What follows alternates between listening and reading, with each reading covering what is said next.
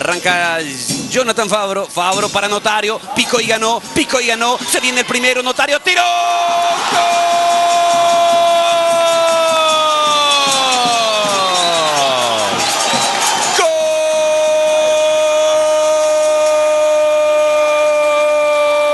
¡Gol de Guaraní! Hugo Notario.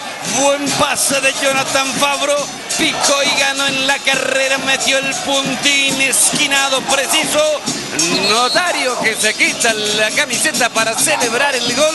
Abre la cuenta en Dos Bocas. Guaraní le gana a Rubioño 1-0. Parecía un pase que estaba totalmente preestablecido, de que era cuestión simplemente de leerlo y se podía interceptar. Sin embargo, Rodríguez no llegó nunca a esa pelota que le pone Fabro a Notario, que parece que arranca la carrera con desventaja, pero después es mucho más hábil para ubicarse y para defender su posición. Y cuando parecía que la podía en la última acción. Bazán toca por bajo. La pelota para Hobeker. Enganchó, le va a pegar, le pegó.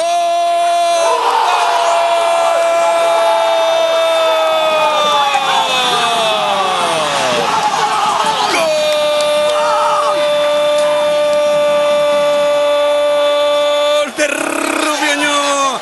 Hobeker, el mejor hombre del equipo del Chiquiarse, empata el partido. El remate se desvía en Carvalho y se levanta. Empató Rubioño, lo empató Osvaldo Hobeker. El marcador ahora está 1-1.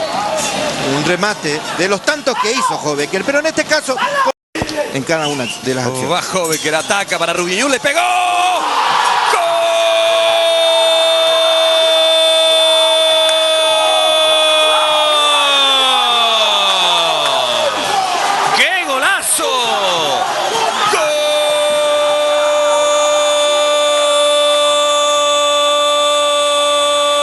Rubioño, otra vez Hobeker, tremendo remate, se metió en el ángulo superior izquierdo de Paulo Urreco.